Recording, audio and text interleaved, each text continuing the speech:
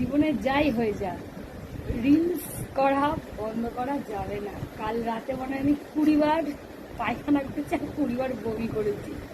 সবাই বলছিল হসপিটালে ভর্তি হও, হসপিটালে ভর্তি হও। আমি হসপিটালে ভর্তি আমি হব না, আমার বাড়িতে লোক নেই হসপিটালে ভর্তি হলে আমাকে দেখায়।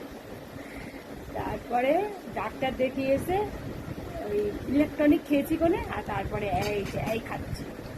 আর বলেছে কি কাঁচকলা ট্যাপে পান, ব্যাস এই খেতে হবে। এখন মনে হচ্ছে না আমি আর উঠে দাঁড়াই। তার মধ্যে আজকে এত কাজ, ঢাকা দেখে এসেছি, একবার লোন দিতে গেছি, আবার বেরিয়েছি, এখন আবার বেরোবো। তবে কি একটা জিনিস ছোট থেকেই আমার শরীরে আছে, আমি সামান্য কিছুতে ভেঙে পড়ার মানুষ না, কোনোদিনই ছিলাম না। যখন কম বয়স ছিল তখনও ছিলাম না, আজও না। কারণ আমি জানি আমি যদি ক্ষেত্রে শুয়ে থাকি আ আ আ আ আ আ লাগছে, আমার পেটে ব্যথা করছে, আমার পায়খানা হচ্ছে, বাবা উঠতে পারবো না, আমি আমা করলে পারো, আমাকে দেখার লোক নেই। হ্যাঁ ব্যাস ওইটুখানে একটু মিন দিয়ে এখানে দেখো না। তাই আমার শরীর সত্যি খুব খারাপ, কিন্তু তার মধ্যে দিয়েও খারাপ মানে কি, আমি তো ওয়ারেস খাচ্ছি, আরো 5-6টা ওয়ারেস কেন একদম শরীর চালু হয়ে যাবে। শরীর খারাপ, আমার অত বড় অপারেশন ছিল তাই আমি নিজেকে কিছু মনে করি না, কিচ্ছু মনে করিনি। প্রবলেম আমার শরীরে আবার হচ্ছে যে যারা একদম সোনার চামচ মুখে দিয়ে জন্মায় কোটিপতির ঘরে, তাতেই শরীর খারাপ বলে ম্যামা করলে পরে মানায়। সাধারণ মানুষের ম্যামা করলে মানায় না। জানি হাজার শরীর খারাপ হলে পরে সেই বাসনে মাজতে হবে, ঝাঁটও দিতে হবে, রান্নাও করতে হবে। না আজকে অবশ্য আমি রান্না করিনি, আজকে আমার মেয়ে দুটো সেদ্ধ ভাত করেছে।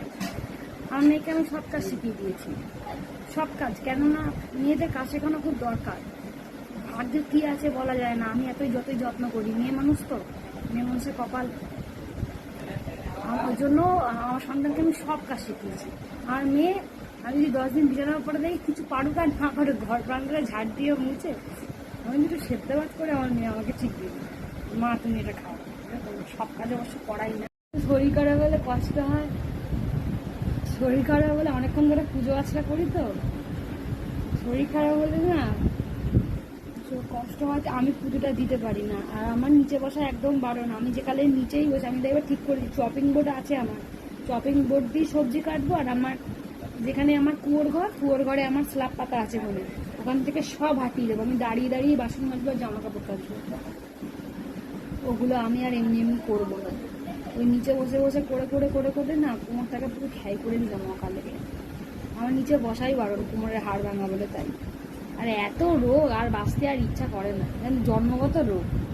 এই শ্বাসের প্রবলেম, শ্বাসকষ্ট,